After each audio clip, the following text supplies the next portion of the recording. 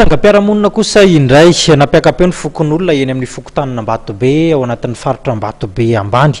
Mangataka ny famerenana amin'ny laoniny ilay toerana nolavahana saika hanorenan'ny tompony iray any an-toerana any tamboho ity antony fitakiana tanterahan'ny ponina ao Ambatobe ity tamboho ity moa izay voalazan'izy ireo fa anohitohina ny andavanandrom-piainan'ny fokonolona ao anatin'izany fokontany Ambatobe izany. Toy izao ny zava-nitranga teny an-toerana. Tsy ekenay, io no soratra hita amin'ny baribary sy teny nalokan'ny vavan'ireo fokonolona eto amin'ny faritra Ambatobe Ambany ireto. Angatan'izy ireo ny fanakanana ny fananganana tamboho sy ny famerenana amin'ny laoniny ny fandravana atao.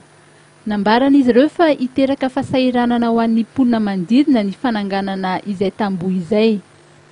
Efa tamin'ny taona 2020 no mponina teto Ambatobe Ambany ity raim-pianakaviana ity. Fa tsy mbola nisy problema mihitsy teto fa nontonga zany le olo io tsy fantatra hoe vadim-bazaha dia avinavina no asetiny amin'ny fokonolona fa rehefa misy ny problema dia nampiantso azy ny fokontany nanao fitoriana zay fa tsy mbola nihita maso an'le madama satria le madama tsy samy boaka ao tsy samy atika an'le fokonolona fa le vazaha no ratiratina eo. Nasian'izy ireo tsinjom-peo manokana izay resaka lava-drano izay.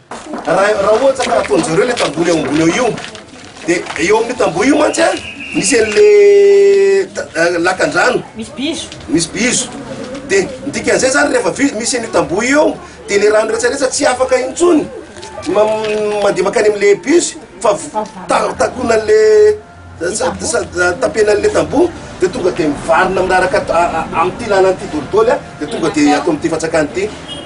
Tsy anaiky ary aro hatramin'ny farany ny toerana onenan'izy ireo ireto fokonolona ireto. Miantso ataonay zany ampitanay aminareo dia tsy anaiky mihitsy zay fa tena iaro an'ity hatramin'ny farany. Tena tsy anaiky zay.